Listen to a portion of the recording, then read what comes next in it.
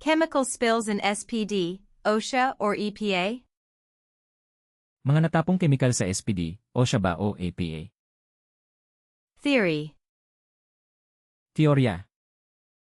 The textbook defines OSHA as the body protecting healthcare workers from occupational hazards, and the EPA as the body protecting the environment from toxic emissions and regulating environmental disinfectants. Tinutukoy ng aklat ang OSHA bilang ang lupong nagpoprotekta sa mga manggagawa sa pangangalagang pangkalusugan mula sa mga panganib sa trabaho, at ang EPA bilang ang lupong nagpoprotekta sa kapaligiran mula sa mga nakakalason na emisyon at kumokontrol sa mga environmental disinfectant. Reality. Katotohanan. In the fast-paced real world, technicians often confuse who has jurisdiction when a dangerous chemical spill occurs, such as an ethylene oxide leak.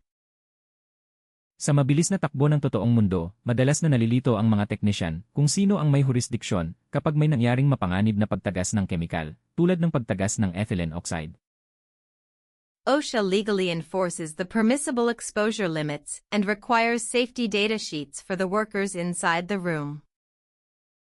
Legal na ipinapatupad ng OSHA ang mga permissible exposure limit at iniaatas ang mga safety data sheet para sa mga manggagawa sa loob ng silid.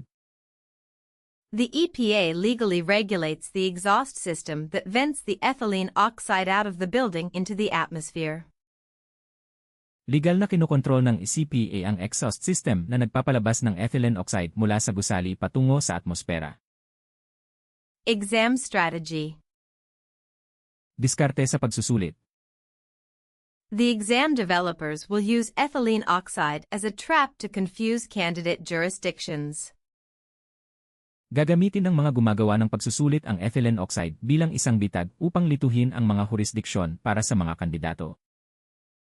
If the question asks about the ventilation exhaust to the outside atmosphere or pesticide registration, select the EPA. Kung ang tanong ay tungkol sa ventilation exhaust patungo sa labas na atmosfera o pagpaparehistro ng pestisidyo, piliin ang EPA. If the question asks about personal protective equipment, permissible exposure limits, or the right-to-know law, select OSHA.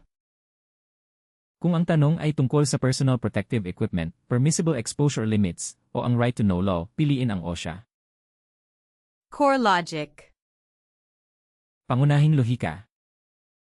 This split jurisdiction ensures that a hospital cannot protect its employees by simply venting toxic gas out the window into the surrounding community, requiring compliance from two separate regulatory bodies simultaneously.